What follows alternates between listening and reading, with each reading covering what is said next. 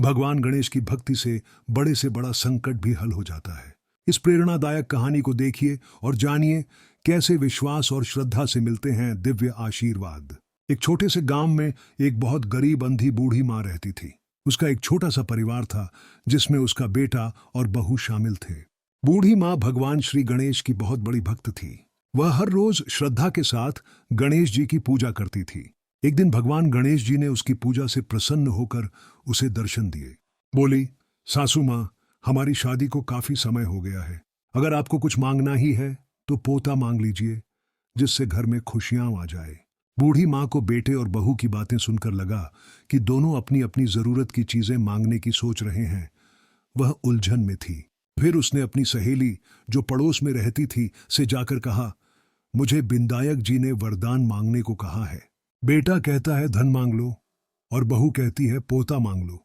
तुम बताओ क्या मांगना चाहिए? पड़ोसन ने समझाते हुए कहा, ना तू धन मांग ना पोता, अपनी आंखें मांग ले ताकि अपनी बाकी जिंदगी आराम से देख सके। बूढ़ी माँ घर लौटी और सोचने लगी। वह समझ गई कि उसे ऐसा वरदान मांगना चाहिए जो सबको खुश करे। अगले दिन गणेश जी फिर आए और बोले, बूढ़ी माँ, अब तो तय कर लिया होगा क्या मांगना है। बूढ़ी माँ ने विनम्रता से कहा, हे बिंदायक बाबा, मुझे आंखें दे दो ताकि मैं सोने के कटोरे में पोते को दूध पीते हुए देख सकूं। मुझे सुहाग का सुख, निरोगी काया, 9 करोड़ की संपत्ति और अपने बेटे, पोते और परपोते का प्यार दे दो। मेरे परिवार में हमेशा सुख और समृद्धि बनी रहे और अंत में मुझे मोक्ष प्राप्त हो। गणेश जी मुस्कुराए और बोले, बूढ़ी माँ, तूने तो मुझे ठग लिया, लेकिन तेरी भक्ति के कारण सब कुछ तुझे मिलेगा। यह कहकर गणेश जी अंतर्ध्यान हो गए। इसके बाद बूढ़ी माँ को सब कुछ वैसा ही मिला जैसा उसने मांगा था। उसकी आंखें वापस आ गईं, उसका परिवार खुशहाल हो गया और वह अपनी पोती पोतों को खेलते देख खुश रहने लगी।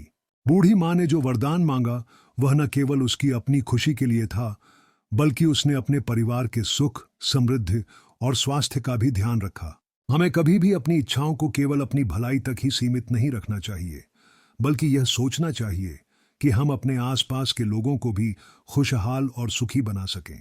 भगवान की कृपा से हमारी निस्वार्थ इच्छाएं हमेशा पूरी होती हैं और हमारा जीवन भी बेहतर होता है। भगवान की कृपा से ही सब कुछ संभव है।